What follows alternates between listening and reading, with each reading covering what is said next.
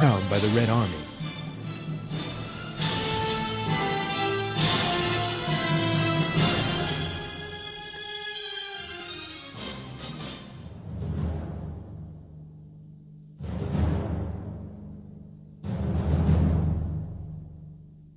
Then the Red Army invaded Afghanistan in 1979.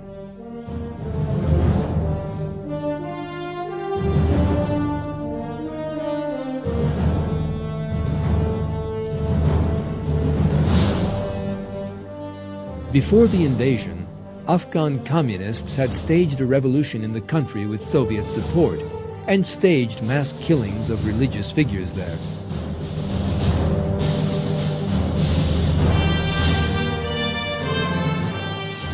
The Red Army entered the country in order to increase the scale of the slaughter.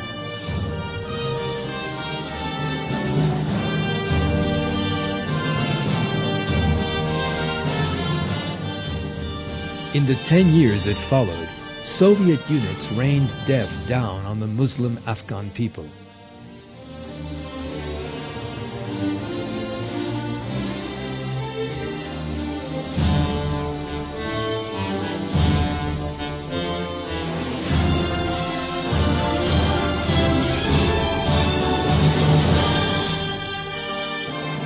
Afghan villages were ruthlessly bombed by Soviet planes and helicopters, and Red Army units inflicted the most barbaric tortures on Muslims.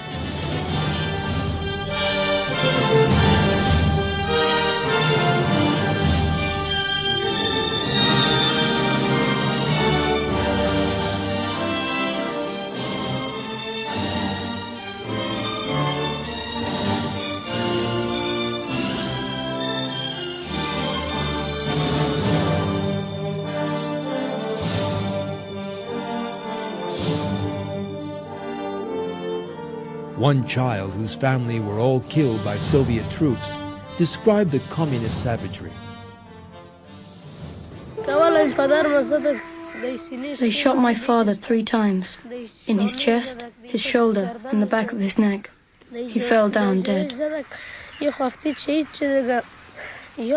My brother and his commander got very angry and fought back. My brother jumped up and grabbed one of their weapons. More Russians came and cut all my brother's fingers off with a bayonet. So of course he was helpless.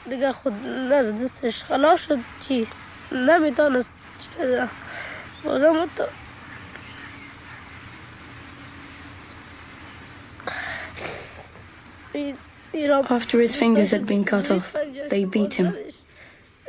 They shot him in one ear and the bullet came out the other. 5 million Afghan civilians fled the savagery, becoming refugees.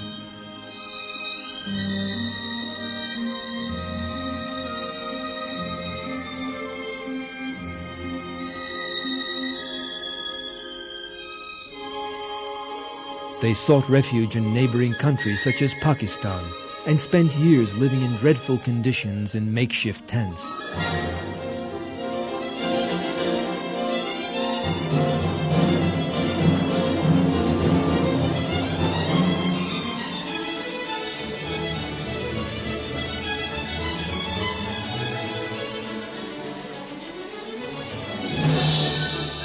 Despite all its military might, however, Soviet Russia failed to overcome the Afghan resistance.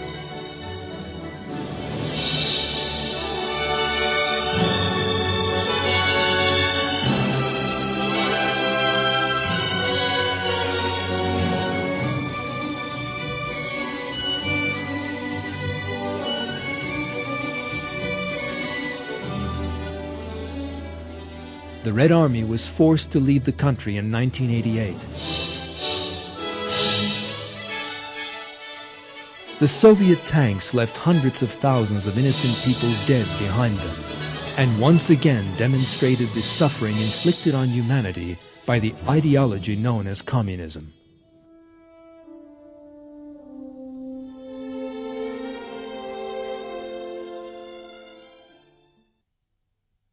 The historical facts we have so far seen demonstrate that although communism emerged surrounded by fine slogans about justice and equality, it really brought humanity nothing but blood and death.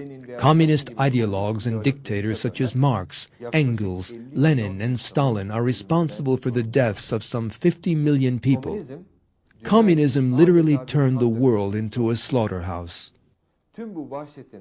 Another ideologue who must share part of that responsibility is Charles Darwin, the man, in other words, who built the basis in natural history for the communist view, as Karl Marx put it.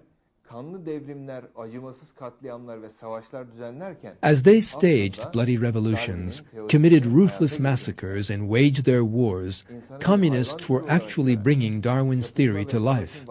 That was a theory that regarded human beings as a species of animal, that believed that conflict and fighting were an unchanging law of nature, and that, most important of all, encouraged people to deny God, their Creator.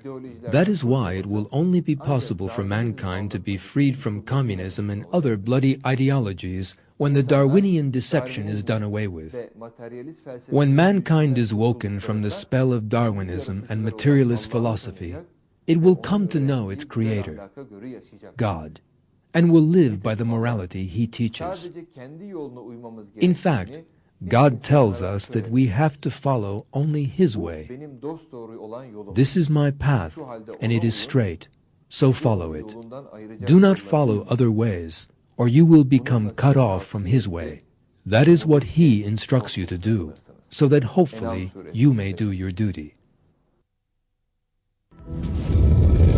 The Bloody History of Communism, Part 3. The Savagery of Mao's Red China. Guerrilla Wars and Communist Terrorist Organizations. 1968 and the Communist Revolts in the West.